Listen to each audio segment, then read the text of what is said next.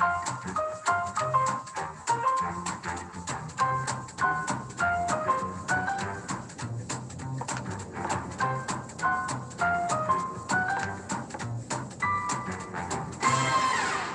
taxi ah? Hey, Tracy, what are you doing here? Wah, Cipa kasih dia. Oh. Thank you, thank you, thank What you. have you been doing? Lai, I show you my secret Okay, place.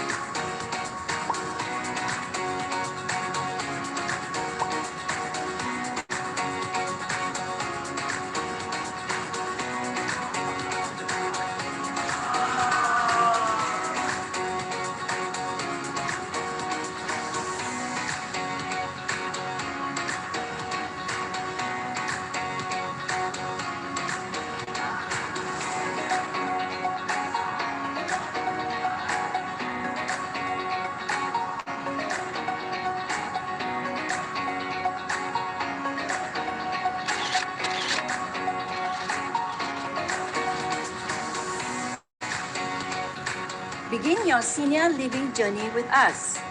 Let's live a happier, healthier life together.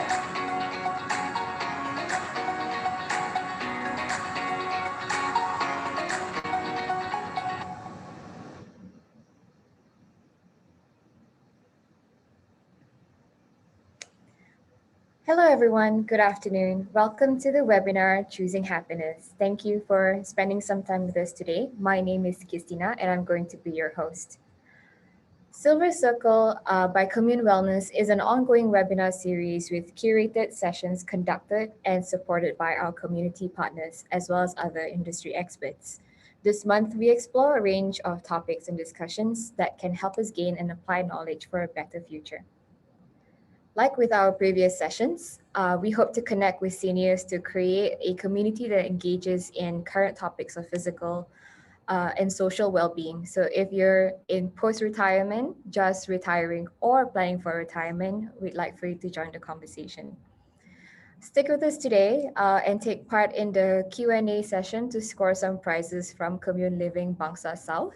All you have to do is fill up the post-event form at the end of webinar and contribute to the Q&A session afterwards.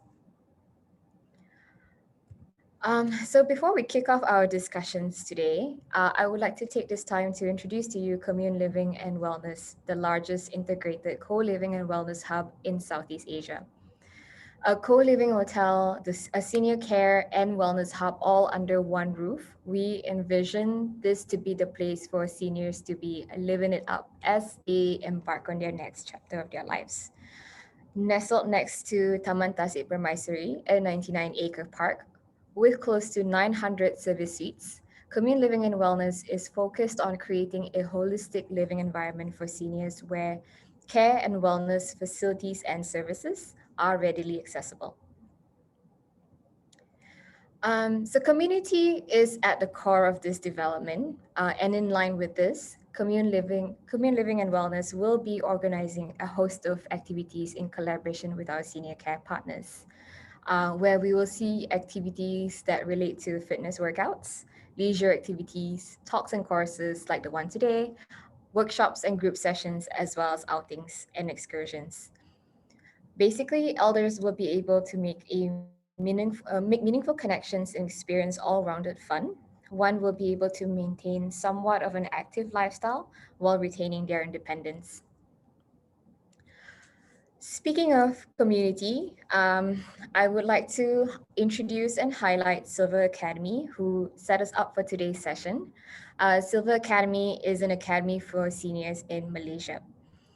They believe that active retirement requires active involvement in activities that can promote emotional and physical well-being. They have organized various workshops in Penang and KL, in which include kueh making sessions, painting, embroidery, and the list goes on. As you can see here, Silver Academy shares our vision in the importance of reimagining retirement, especially in bringing people closer through community activities. Together with Commune Wellness, Silver Academy will be curating exciting activities for the members when we open next year. So here's a quick snapshot of what they do.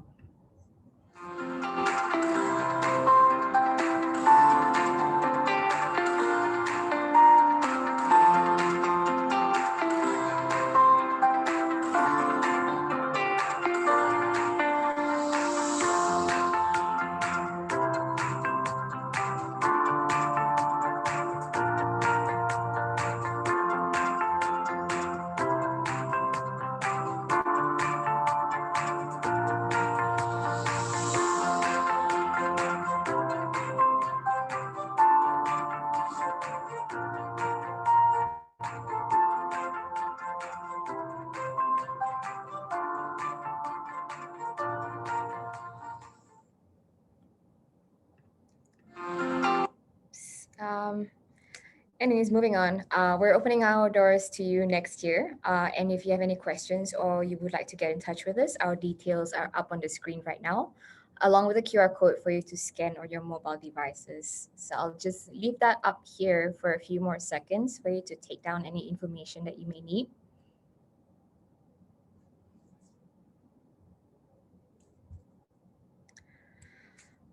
Moving on, today we are joined by Greta Kessa, a happiness coach. She is the head of customer experience at Mind Valley and is running her business as a happiness and leadership coach. She's also a certified Zumba instructor. So, as a happiness coach, she's on a mission to help people rediscover happiness in everyday life. Greta is also an author of 9-week happiness coaching program and 10-month happier year program. Welcome, Greta. Thank you very much. Hi. Thank you very much for having me here.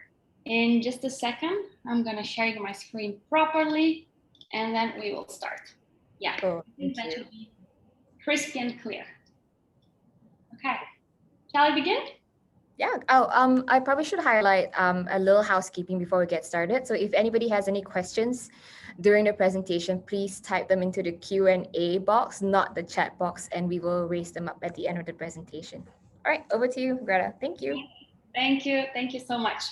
So thank you everyone for coming here and for actually participating in these webinar series.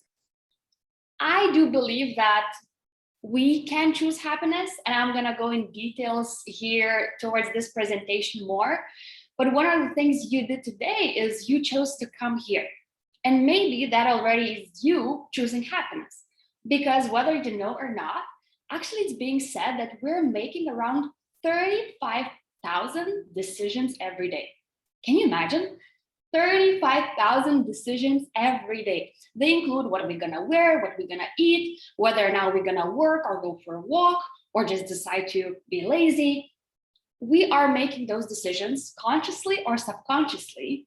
And I always wanna ask, maybe happiness can be one of those 35,000 decisions we're making.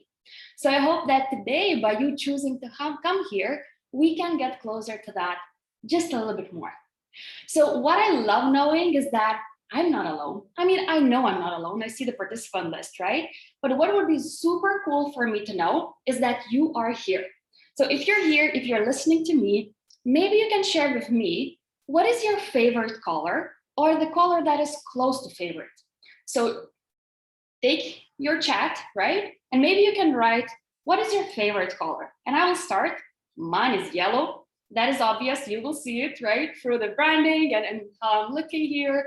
Because for me, yellow represents happiness, brightness, light, sometimes light at the end of the tunnel, because we all know that life is giving us sometimes challenging times, right? But the question is, do we keep faith? Do we keep faith that we will see that light at the end of the tunnel? So I do see some of you writing down what are your favorite colors. Let me see. I'm super curious what's gonna win. We have pink, purple, yellow, blue, blue, blue, yellow, pink, green, violet. Okay, amazing. So if you haven't written that yet, write it down. You know, it's very interesting for us to know why and what colors are contributing to us. Maybe you can also ask yourself, why do you like them?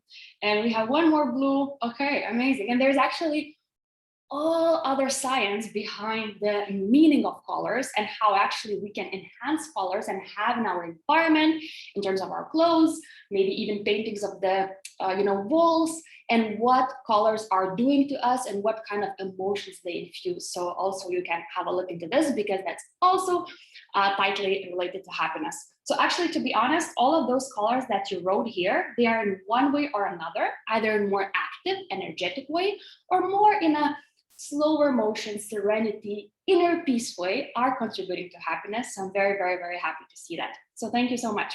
And if you feel like something is resonating to you, or you want to type out a comment, feel free to do that. I love the interaction, and I would love for you to do this. And as was mentioned, if you have any questions, type in the Q&A chat as well.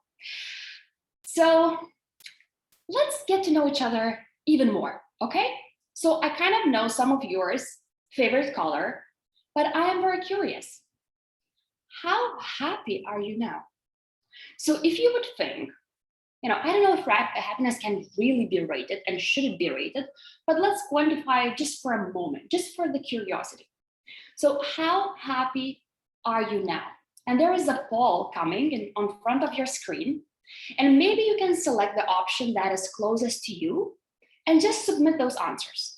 We'll give it some time, but there is an option from 0 to 2, 3 to 5, 6 to 7, 8 to 10, while 10 is you're extremely happy with your life, not at the moment, right? Because momentarily happiness can be one thing, because maybe if I just, got free food, then of course I'm super happy. But maybe if I just, hit my knee in the table, oh my goodness, I'm not gonna be super happy. But we're not talking about momentarily happiness, but this happiness that is in your life overall, if you think like generally, right? So I think we collected some of the responses, and we do have some answers. So what our answers are saying, and I think as I see that, you also see that too, that the majority of you voted that you are happy from 3 to 5, that is 45%. What I'm very, very happy about is that we do have 9% of people who are indicating themselves as very happy or extremely happy, and then 9% that is just from 0 to 2. But let's see, maybe we can sparkle some of that and move forward out of this webinar, seeing how we can choose more happiness in our everyday, and can we do something what is in our control. So thank you so much for participating in this. So what are we gonna do today? We're gonna cover 3 main subtopics, let's say. So we're gonna clarify what are 4 happiness phases, and which of these maybe you're mostly comfortable about, maybe which of these do we need to really work on. Then we will talk about 4 happiness hormones, and you will know why I put them as hormones. And also 4 pillars to happiness, that is, general things that no matter how different we are, no matter what kind of individualistic approach we're taking towards happiness, this can be, at least tried by all of us. So I need to put the disclaimer here. Actually, 2 disclaimers. One, I would never call myself a happiness trainer or mentor or teacher because I don't think anybody else can teach us happiness. I don't think anybody else can tell us exactly what to do with our lives so that we're fully fulfilled, content, and with inner peace. That's why what I do help through various exercises, some scientific research, and also constant reflection to help people rediscover happiness within. And it's not about me telling you what you exactly need to do with your life, because at the end of the day, who am I to do that? But I do know, while working with hundreds of clients, that some of the things are working for many people. And also that sometimes we just need the spark and this understanding that, damn, I can take ownership of my life just a little bit more today. So that's one disclaimer. And the second disclaimer, I forgot. So that means it's not that important. So if I remember, I'll tell right later, but let's just dive in. Okay, you ready? Because I'm super ready and I'm very, very happy to be here. So I want to show you this picture. There's a country called Bhutan. And why am I showing you this? You know, why am I talking about this? So actually, there was a research done, and there were countries that being asked, how happy are you? Something similar that I asked you in the beginning of this webinar. And actually, people in Bhutan, they highly answered that they are either very happy or extremely happy. Can any of you guess, like just in the chat, maybe a few guesses, how happy is this country? It's actually not very, not very well developed or not very rich country. They do have some struggles. You know, it's not that they're richest in the world or wealthiest. Actually, if we look into their comparison to other big countries, they wouldn't be on the top. But what do you think? What is the percentage of people that actually said that they are either really happy or extremely happy? How many percent do you think said that? Okay, I'll wait for a few answers. 8%. Okay, thank you very much for guessing. What about the rest? 90%, 10%, 60%. Okay. 80%? Actually, okay, I saw one correct answer. 95, actually around 90% said that they are either very happy or extremely happy. And that's the nation. Can you imagine if actually we went out in Malaysia? I'm living in Malaysia, by the way, as well. And I'm loving this country. And I'm so grateful that, you know, I can be here, live here. And if we asked all people on the streets, in cafes, in Grab cars, you know, anywhere, how happy you are, and 90% of people would say that they are either very happy or extremely happy. Wouldn't it be amazing?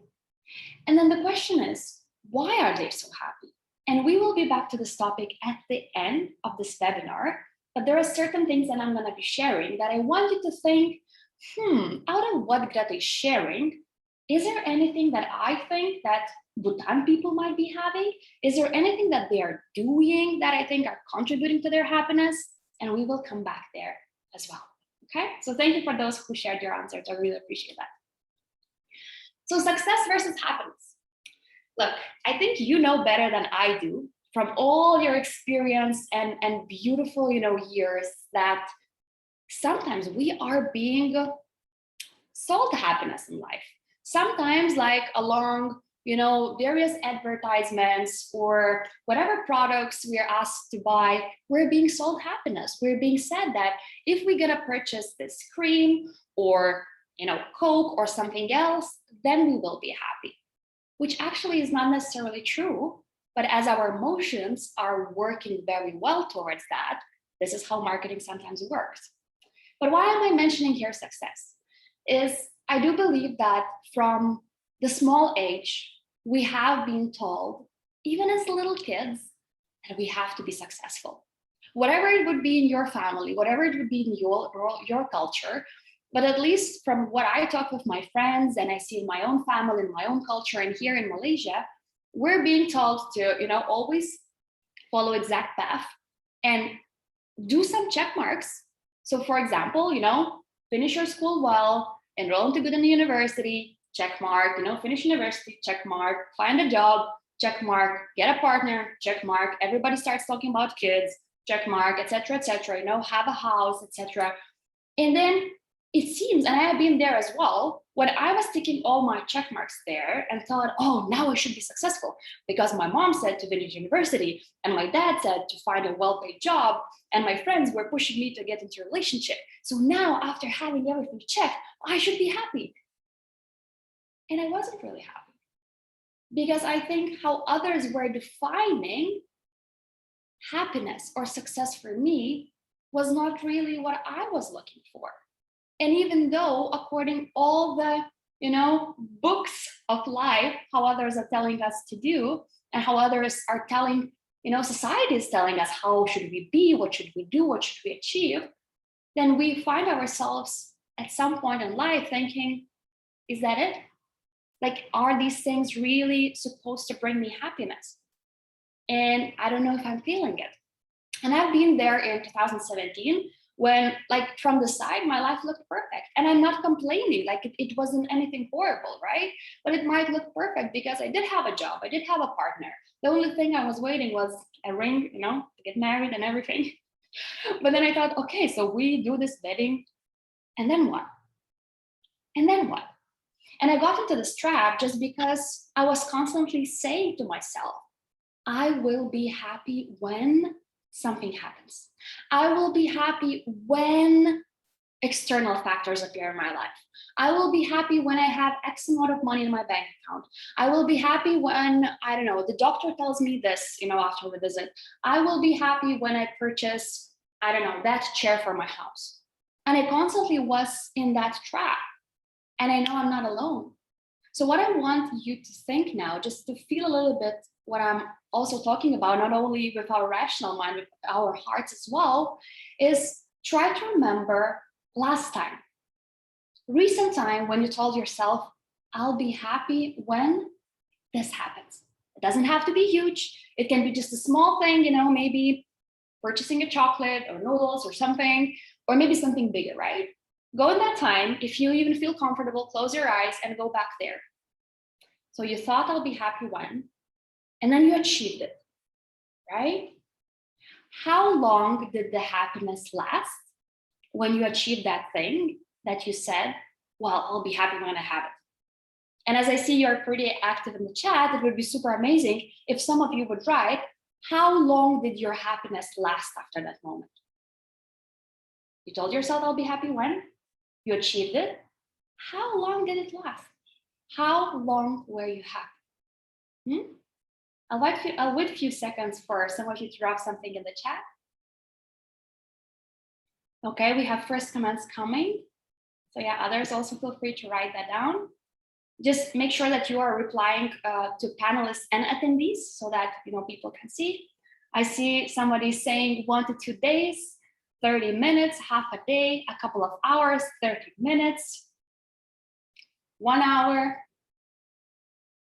I'm smiling here because I did expect a little bit, but just for a few minutes. But actually, isn't it unfair? Like literally, isn't it unfair? I was happy when I had donuts from Donut Plant that lasted 2 bites. Exactly. This is what I'm talking about. It's actually unfair that we constantly tell ourselves and our mind, I'll be happy when, I'll be happy when. It's always future forward.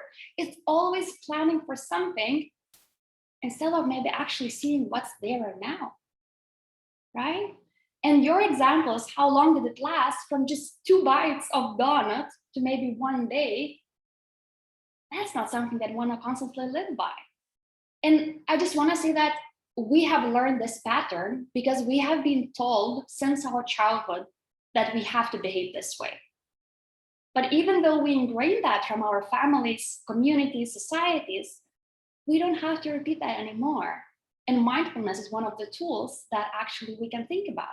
And just as I said, why I'm so happy that you made this choice to come here is because you're making the choice to spend around 1 hour just to think about your happiness, right? Because when we think if happiness would be actually success, we all would be equally happy. If happiness would be that donut, we all would be just eating donuts and being happy forever. If happiness would be getting a certain job, we all would be happy maybe. So when you wrote down, or you actually listed how happy you are from 0 to 10, I want you to also maybe write down for yourself somewhere, maybe on your notebook or computer or phone in the notes app, right? Or at least a mental note. You wrote that number. Let's say you are happy at 4, right? 4 is your number for your happiness. Do a little homework after the session, or maybe even during, if it really serves you now, and ask yourself 2 questions. And this has been the most powerful thing I did to myself. And it's so simple. So ask yourself 2 questions, okay? Write it down for yourself for later. 1, why is it not 10? If it's not 10, right? Why I haven't evaluated my happiness at 10? What is missing? What would make it a 10? Or what would make it +1, +2, +3, right? So first question is, why is it not 10? What is it missing? And the second question, if you actually evaluated your happiness, 1, 2, 3, 4, 5, 6, 7, 8, 9, 10, right? Not 0. Ask yourself, why is it not 0? Because usually we tend to forget what we already have, right? I think it's way easier to say, why is it not 10? Well, I don't have that, I don't feel this, that is bad, this is wrong, life happens, pandemic, etc., etc. But also ask yourself, why is it not 0? What is it that you have? What is it that you feel? What is it that actually is there in your life? And see that perspective, okay? So just to summarize, you have the number, how you evaluated your happiness in the beginning of this webinar, right? Whatever it would be from 0 to 10. And then do yourself a favor and answer 2 questions after this webinar or during it. 1, why is it not 10? What is missing? And 2, why is it not 0? What is it that I already have? And see what shifts there and see what magic already appears there just because you become conscious and you start asking those questions. So coming back to the slides and coming back to I'll be the happy one. There's this quote from John Lennon that I really love. And he says, life is what happens to you while you are busy making other plans. Or if I could rephrase it today in regards to our theme and our topic, life is what happens to you while you're busy saying, I'll be happy one. That's like that. And what happens there is that we constantly think about building happiness only. We're thinking about future perspective and building and having it one day, someday, when I achieve that, when I do this. But actually, this building happiness thing is just one phase after 4. I wish here I would tell you a lot of very good and smart scientific articles of these 4 phases of happiness, but I want to be super transparent here. This is something that actually I have developed for working with, as I said, hundreds of clients and seeing experiences. And this is where my programs are based, because I believe if people approach happiness from this perspective, it changes the game. And it's not only belief, I know it because I see the social proof. So that's why I really want to share this with you. And maybe it will give you a little bit of another perspective or the same perspective, just from other side. So there are 4 phases of happiness. And even though we're busy focused on building happiness, there are others that we need to look at. So actually the first phase of happiness is understanding happiness. Just today, I was thinking about it and sharing the quote also on my Instagram, thinking that usually if you ask people how much money they want to have, what positions at work they want to do, have, where they want to live, what environment they want to be surrounded by, they usually have those answers because they have definitions of these things. Because we are taught, right, to think about successful factors of our life. But if you ask people around you, how do you define happiness? What is happiness to you? Many people would say, are you crazy? Why are you asking me these things? It doesn't make sense. Did you go to some meditation camp? Why are you asking these things? But aren't the usual things to be asked? What is happiness to you? And that can be your second homework that you can actually do and just try to define what is it for yourself. Because I think the main part is whatever it means to you, it matters. Whatever happiness to you, it matters because it's all about you. And if you want to have a little trick or a little exercise, practical thing, so how do I define my happiness? What do I even know? So many years I was just busy following others' definitions. How do I know? Well, every day before sleep, think about it. Look through your day and try to find at least 10 things what made you happy, what caused you good emotions. And do you think that would be position at work, money, or something like that? Maybe. I'm not saying that money is bad or work is bad. It's all good. But see what kind of things are bringing joy, happiness, contentment, inner peace to you, and find some trends. That was a revolutionary exercise for me, and I'm very, very happy to have done it. So really suggesting you to do that to yourself. So first phase, understanding happiness. Second phase, it's not yet building, it's living in happiness. Actually being there, being here at the moment and being present, because we only live now. We only have now. Like, just think about it. Whatever you're doing at this moment, you're not gonna relive it. Basta. Like, I don't wanna be, like dramatic or so, but we only have this moment for this moment, because everything else is either past, bye-bye, it's past because it's our past, or it's unknown because we don't know how the future is gonna go. We don't know. What we can do is to be best at our best and do our best and support ourselves in this given moment. Third phase is spreading happiness. And actually, that's why I'm here. I know that it's much more probably, valuable, or people are much more used to listening to, coaches, motivational speakers, teachers, etc., who went through dramatic events of life. And then they said, oh, and then I realized that.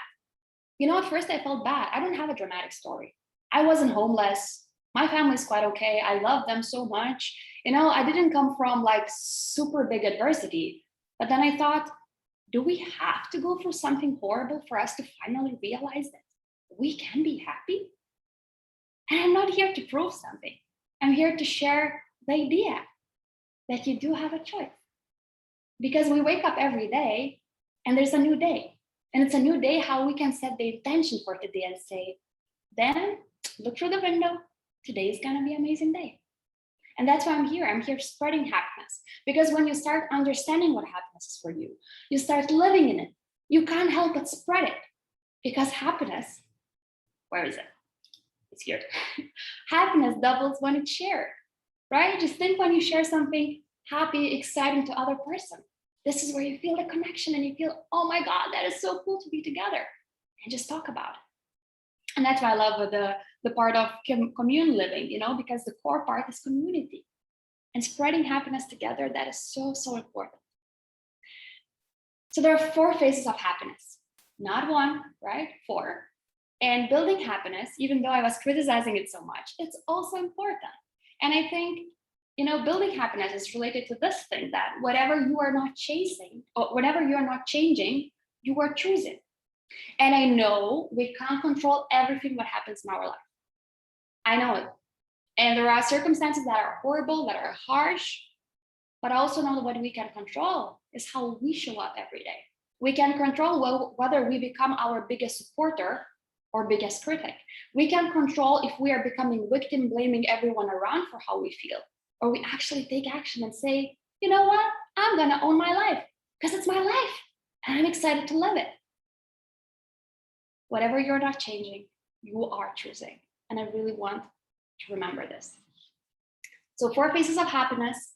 And we have a second poll coming up in front of your screens, which is, I want you to think, which phase of happiness out of these 4 do you feel you need to work on the most? Which one of these 4 are like, damn it, I should probably think more about it or invest more time? Just select one that you think some work needs to be done there. Maybe I need to understand it better. Maybe I need to live it more in the moment. Maybe I haven't been spreading it around. Or maybe I really need to work on building happiness for my future because I already live well in happiness. So vote there, and I'm very curious to see the results, whatever we would have here. And I'm already seeing I'm talking so much and the time just passes by. So I really hope, guys, that you are enjoying. Are you still with me? Can you write like a word or an emoji or something that you're still here? It would be so amazing. Okay, we got the answers. So I see the majority of people, 52%, so more than half, are saying that they feel they need to work mostly on living in happiness, right? And the second mostly answered was building happiness. Okay, so I think today I do have some tips and tricks how we can live in happiness more and what we can do with our lives. And thank you for their smiles. I see you are also here on the chat, so I'm very happy you're still here and active. Happiness is a choice.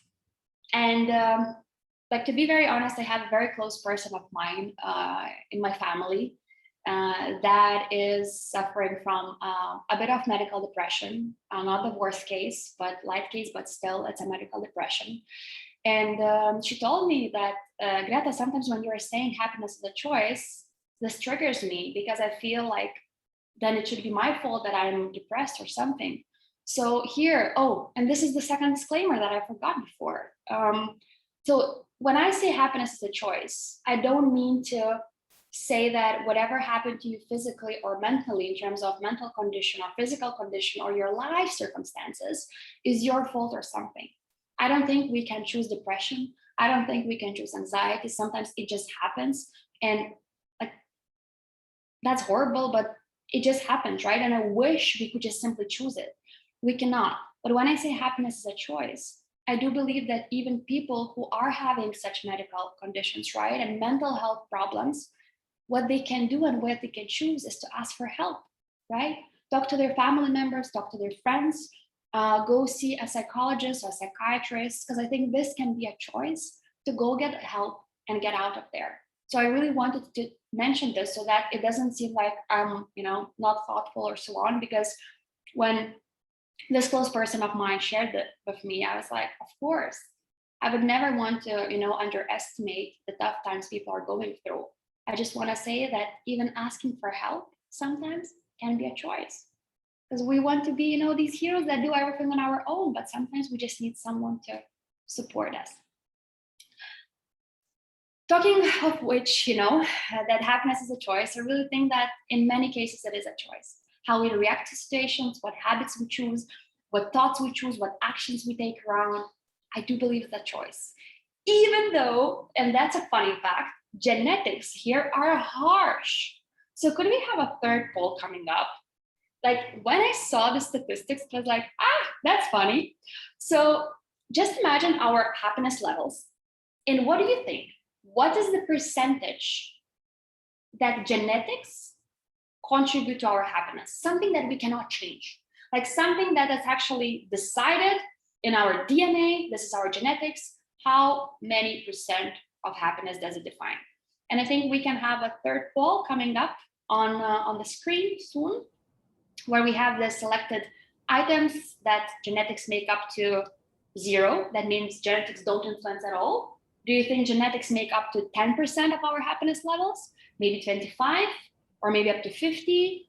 What do you think is decided prior us being, able to talk, walk, crawl, that it's already ingrained in our genes? But yeah, think about it, vote it, and let's see. Okay, voting is done, and the results are, okay, I love it, guys. 0 and 50%, like each was voted by 32% of people. So actually those who said 50, high five. You are correct. But can you imagine? 50%.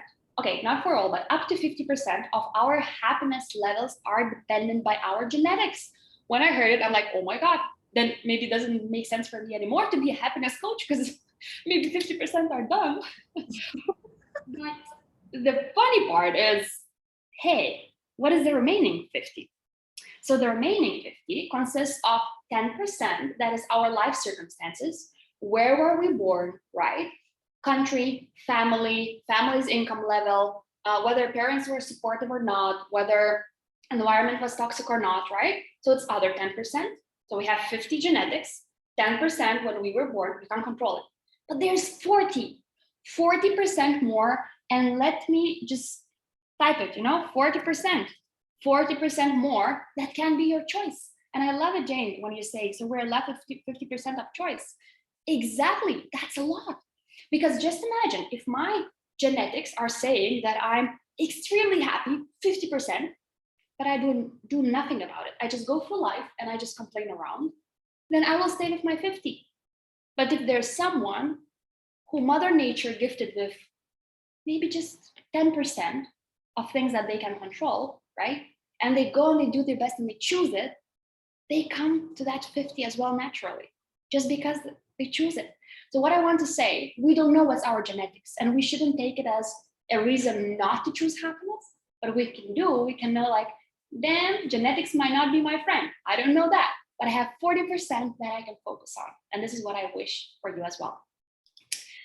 So for this, we're gonna go pretty fast because as far as I know, I will be able to share my slides with you guys. So as I want to finish on time, I'm just gonna skim through this bit by bit because they're more what and how to do it.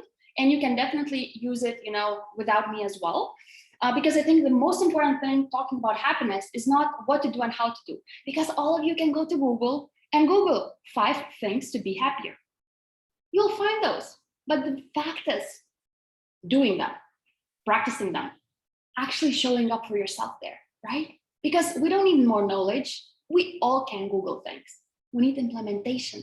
We need motivation. We need to understand our why and why I personally care about it. So that's my main thing, right? To kind of give you the why and what and how we can cover later. So why I put happiness hormones? Because not all of them are actually hormones. If we talk scientifically, they're actually called neurotransmitters. For me, it's a very complicated word. I'm not from that field, so I'm like, well, let me call them hormones, as Google calls. So there are 4, and they're dopamine, serotonin, oxytocin, and endorphins. And I don't know if I'm pronouncing them well, but you can read as well. So we're gonna be good here. And where are all of them? Well, one of them is reward chemical, mood stabilizer, love hormone, and painkiller. We could use many of them, right? So as I said, I'm just gonna go through very, very brief thing. So dopamine is responsible for reward, motivation, plus our memory, attention, and body movements. Dopamine is very needed for us to start action, both physical one to actually, stand up from sofa, but also to start action in terms of motivation, to start something new, to make a decision, etc. And when we win or gain something, we usually get our dopamine boost, and this is how that hormone works in our body. As I said, those slides will be shared with you. I will attach some of the additional materials for you to read if you're interested on these hormones, so I wouldn't go into details here. But the most important thing that maybe that's why you came here. So what can I do? How can I choose happiness? And this is how you can choose happiness. How can you increase dopamine levels? Well, complete a task. Well, just completing a task and crossing it out can sometimes be the best dopamine booster. Celebrating small wins. We all want to achieve big things, but we need to start with small wins and celebrating them. And this is when dopamine boosts in our body. Other things, get enough sleep and maintain healthy diet, listen to your favorite music, meditation, exercising, and cutting down on processed sugars. Because secret is, well, what I noticed, sugar is everywhere here in Malaysia. And even though sugars raise our dopamine levels artificially and very fast, it goes down fast as well. So if we're feeding ourselves, this is how addiction is formed. And actually dopamine is also responsible for addiction. So look, these are the things how you can literally choose happiness and boost one of the hormones of happiness. Second one is serotonin. So serotonin, dopamine is more, is about position, motivation, maybe, for example, money at work. Then serotonin is more about significance and feeling significant overall in life. It's actually called mood booster or happiness hormone as well. It regulates mood, but also our digestion and our sleep. And as I said, it's also responsible for feeling significant and seen. We're going to go into the details. So in terms of serotonin, how to increase serotonin levels. There are some. Meditation, see, it repeats. Spending time in nature. For some people, it's eating nuts or cheese. So for example, if you're the person who noticed, every time I eat cheese or nuts, I feel so much better. So actually, because in your genetics, it's written that cheese and nuts help you. And if you're the person, you're like, I have noticed that, then probably you don't have it. But well, it's science, right? We don't know always how to explain it. Also focusing on vitamin D, either sunshine supplements or light therapy, and some aerobic exercises. They've been proved to really raise serotonin levels. Oxytocin, what's responsible? It's mostly responsible for a reproductive system, meaning childbirth and lactation. and the parent-child bond, but actually this is the love hormone because it's all about relationships, bonding, feeling good with other people. And it's actually dedicated for us not to be afraid of people we don't know, because we kind of also can create that bond. How to increase it? Social bonding with friends, commune, perfect, right? Just being together and living together. Hugging, 8 times per day. It's being said that if you hug someone 8 times per day, then you will have much more oxytocin levels rising up. Playing with pets or babies, sharing compliments, and also both giving and receiving presents. That's science, guys, and these are the things how you can actually choose happiness. And last but not least, fourth chemical or fourth hormone is endorphins. They are chemicals that reduce our stress and pain. Very good. Sometimes we have pain and we don't want to have it. And also, they are working similarly as drugs called opioids. Like even they can produce the feeling of euphoria naturally. So how to increase this? Laughing. Oh my God, this is such an interesting thing that if you are planning to go for a comedy show or watch a TV show, which is going to be funny, and you even think that you're going to do it later, and you're thinking that you are going to be laughing probably, and it's going to be fun, endorphin levels are already increasing. Can you imagine how powerful our mind is, how powerful our brain is? It's amazing. Then aromatherapy, especially vanilla and lavender. I have it at home. I love it. Dark chocolate, spicy food, yoga, and meditation. So there are so many things you can actually choose and do today to choose happiness. And in a way to summarize this, what I said, I would say if we took care of those 4 pillars of happiness, we would be good. We would be the ones that are living in happiness and even start spreading happiness. And these 4 pillars are mindfulness, gratitude, self-care, and relationships. Because, there are actually areas in life, or not in life, areas in the world that are called blue zones. Blue zones mean that in those areas, there are the maximum amount or the biggest amount of people who live till 100 years and more. One of them is Sardinia, then there's also a place in Japan, etc., etc. And the key there and the hack there is not because in Sardinia they drink so much, maybe wine because it's Italy, but because they are taking care of themselves, they're taking time to be mindful, and also they're cherishing their relationships. And it's so important for us to understand that our emotional well-being is contributing to our physical health a lot, tremendously, because how we feel, what we think is contributing how our body feels as well. So just in case you need a small tips and tricks, fast actions that you can do right after this webinar, and it doesn't take either money or too much time, here they are. For mindfulness, start your day with no electronic devices, or just, go for a mindful walk, or just simply write down what are you grateful for today. For gratitude, of course, I put the gratitude under mindfulness, I'm so sorry, but for gratitude, simply write down what are you grateful for, maybe in your personal life, maybe for yourself, because sometimes we forget to cherish ourselves as well. Self-care, remember your sleep, remember to move your body, eat well, and drink enough of water. This might sound as mom saying this to you, or some auntie, but hey, this is true. We can't expect to be on top of the world, feeling emotionally well when we're not taking care of our bodies. And relationships. And small thing what you can do right away today is to send an appreciation message to someone you care. Because I think we take each other for granted too much, and we can simply spread a bit more happiness and rebond those feelings. And bonus section, be your own sunshine. Remember to be your own sunshine. When you pass for the mirror, don't look at yourself and like, I don't know, how do I look? Give it a high five. Give yourself a high five. Give yourself a wink and say, you're doing a good job. Smile at yourself and say, I appreciate you that you're carrying me for days. It's that simple. And these are the things how you can choose happiness. So out of those 4 pillars of happiness, what would you say you can take immediate action on just after this webinar? And there's a last poll coming up in front of your eyes. So if you think of 4 pillars of happiness, Which pillar of happiness are you going to take the first step on right after this webinar or later during the day? Do you want to practice more mindfulness? Do you want to practice gratitude? Do you want to practice some more self-care, maybe because you were abandoning yourself a little bit? Or maybe you want to foster your relationships. I mean, I would choose all, but there's no such option, right? So let this be your commitment that you're like, yes, after this webinar, this is my choice for my happiness. Let's see, what are the answers? You voted. I feel like in those games, you know, like, ooh, answers came. Oh, it's very similar. Okay. So we have a majority mindfulness, 33%, self-care, 30%, relationships and gratitude, 90%. And I promise you, all of these can last less than 10 minutes, but the effects are amazing. So coming back to Bhutan, why do you think people of Bhutan are actually saying that 90% of them are either very happy or extremely happy? What do you think is their reason? Maybe something has to do with their choice of happiness?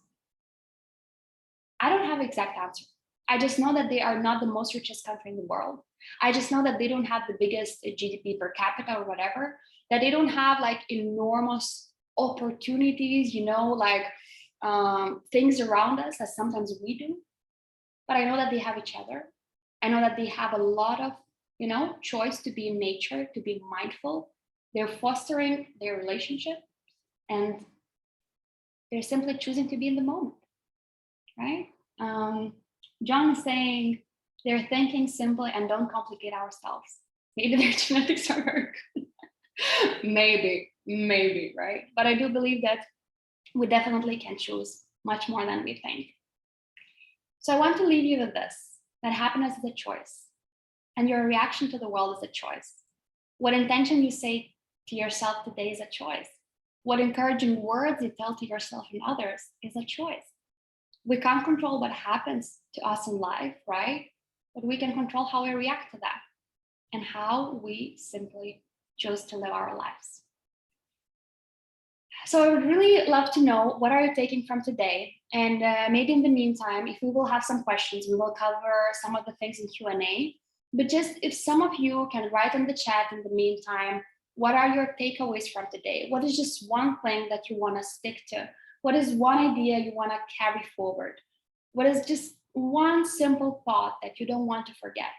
If you could use the chat and write it down, I would really appreciate that. And that would be your gift to me, your kind of, you know, in a way, exchange, so that I also see what are you taking from here. And another homework for you is, you know, just think about it for yourself. What did it mean for you to truly live in happiness? And just write it down or think about it while you are having a walk. This is something for you, you know, to just think about and let that time be your gift. And I see some of the people are already writing their takeaways, so thank you so much. And others also, I hope you will write your takeaways, because I would be very, very blessed to read them. And that marks the end of this webinar, even though I think I could talk 3 more days. So sorry for fast speed.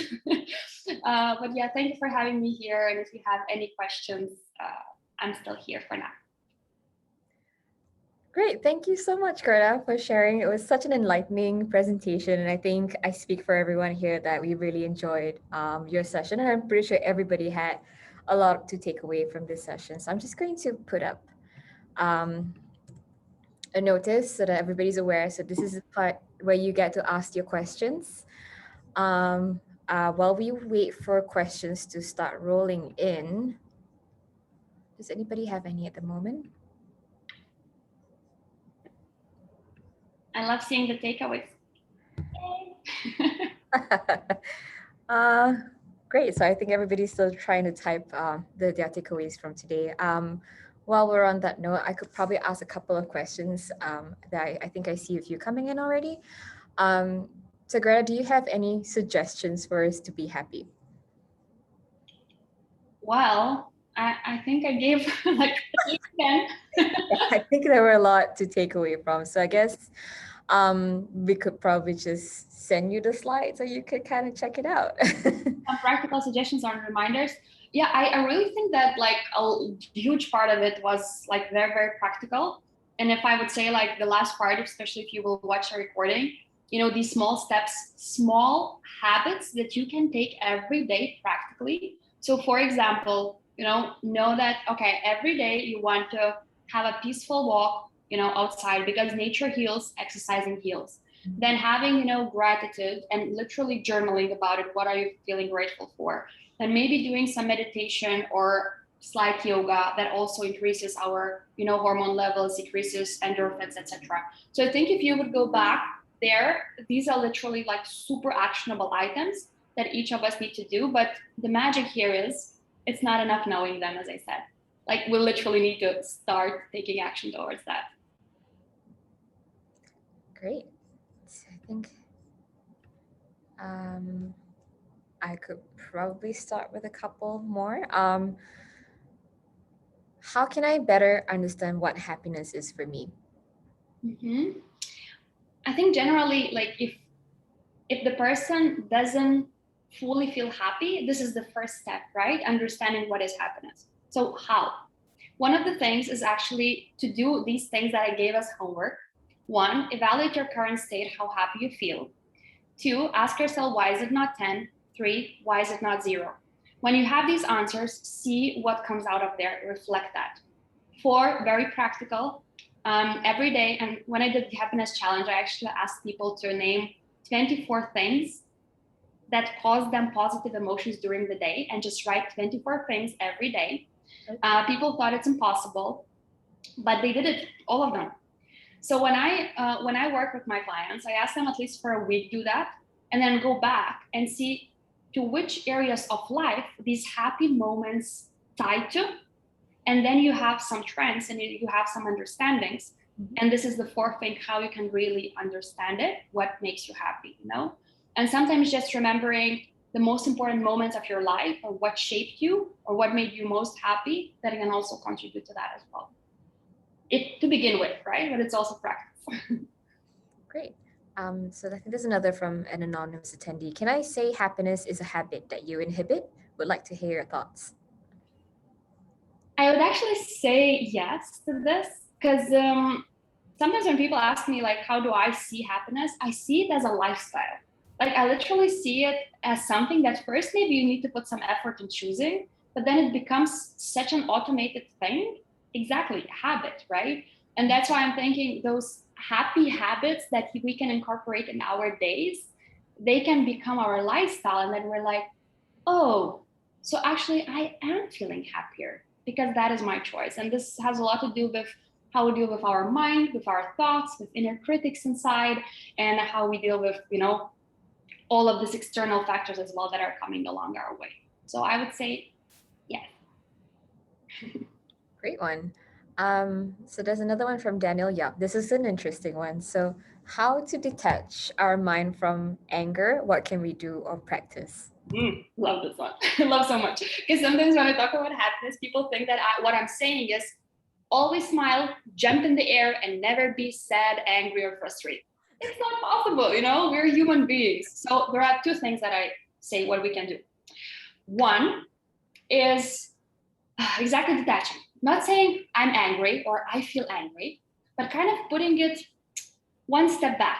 I wish I had this slide next to me, but so just imagine, without saying I'm angry, say, I notice that I'm angry, right? So you already are reframing that I'm not angry. I'm not putting this on my identity, but I notice I got angry. And then you take another step back, right? Imagine angry. I notice that I'm angry. And here's like, oh, how interesting. I notice I am angry. So what happens then when we start looking into this with curiosity, like, oh, this thing actually makes me angry. Okay, what does it say about me? We start detaching it and we don't go into that so much, because I do believe every emotion of ours, especially anger, sadness, frustration, irritation, hatred, they send signals that some of our needs are not met. So if we start asking, what of my needs are not met in this moment, we will detach way better. And second thing, which is my favorite strategy for these emotions, is I give myself a deadline to feel it. I don't think we need to suppress it, but I'm just like, let's say I'm becoming mad at my husband. This happens because he didn't wash the dishes or something. And then I'm like, and then I'm like, okay, Greta, you can choose it. Remember, in webinar you said you can choose it. I'm like, yeah, I choose it, but can I choose in 5 minutes? And then I allow myself for 5 minutes to actually be angry, and just like feel it. And I'm like, okay, I think it's over. Deadline is passing, that's it. And then I'm like, do I want to stay in this state or no? Like, does it serve me to be here? If it serves me to be here 2 more minutes, I stay. But if I realize actually other state would serve me better, then I take a step to do something out of my happy habits that would uplift my mood. I hope I answered. Yeah, that's a great one. So I think the takeaway here is to not suppress your anger, but acknowledge it, but also give it time to dwell in that anger, I suppose.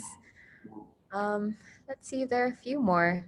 All right, so here's another one. So how to communicate happiness with our parents when our perspective of happiness is different from theirs? I would be very curious. Like here, I think my coach head is coming. I'm like, I just want to ask more questions. So let's dive deeper. Like, what do you mean? But if I could answer just from what I know here, I think the best what we can do, understanding and honoring that other people's happiness might be different than ours, is to live by example. It's simply to be the person that lives their life to the fullest, whatever it means to her or him, right? Meaning to you, Karen. So thank you so much for this question. Simply being the example. Because I think we can, as I said, like we can try teaching people, but that usually doesn't work. We can just show the perspective and see different angles, and that's how it might happen. I mean, I tried to change my parents. It didn't go well. So I chose to actually live my life to the best, respect them. And then they started asking questions and looking differently also into happiness. Because, yeah, I don't think we can change other people. Yeah. Do we have any more? I think I'll probably do a last one, because I think this question is also another interesting one. So, in case a lockdown happens again, how can one stay happy just being at home? I did one hack when lockdown happened. I was thinking in 2020, I think spring, first 2 weeks I was super shocked. I'm like, oh my God, what's happening? But then I realized when we're gonna be there longer, I actually made a list of happy choices that I can make at any point of my day or week. That I literally had the list on my table with items, what I can do at home and what is in my control. And I was simply taking it from there. I would feel a bit down. I'm like, oh my God, this pandemic, it's horrible, this government, something. I'm like, oh, Greta, wait, you can choose something. And then I would do something from that list, from activities that make me happy. I would be baking cookies or listening to music or dancing around or doing a Zumba lesson. Then I would feel much better. But I think the main key thing is when we cannot go outside, we can go inside. So that's a perfect time to practice mindfulness, to reflect, to understand ourselves, and as I said, being the best supporters of ourselves as well. That's great. Thank you so much for taking us through all the questions. And I think we're done with the questions. I think for anybody who is interested to find out more about Greta and her program, I think you can head out to, I believe your website is www.gretakesa.com. Am I right? Yeah, it's not Great. like yeah. Like in case you're using LinkedIn or Instagram, I'm there, or I can write my email where you can also. That would be much appreciated. Yeah, because my website is in the making. It should be live next month, but yeah. Okay, so I think that wraps up our discussion for today. Thank you so much again, Greta, for such a motivational presentation and taking us through some of the questions earlier. We hope the information that was shared here has been beneficial to everyone. The slides will be shared with you after the event, and you can access a recording of the webinar on our website and our social media platform. Also, our YouTube channel at the end of the month, where you can also learn more about commune living and wellness. Make sure to also check out our next sessions happening this Wednesday on next generation cellular therapy. So that's a little bit more scientific, but I think it's a really interesting one. We've got a couple more in the following month. Registrations are open for these. And don't forget to fill out the post-event form right after this. You will stand a chance to win a free one-night stay with breakfast at Commune Living Bangsar South or F&B vouchers to be used at Commune Cafe Bangsar South. Until then, stay safe, everyone, and have a great week ahead.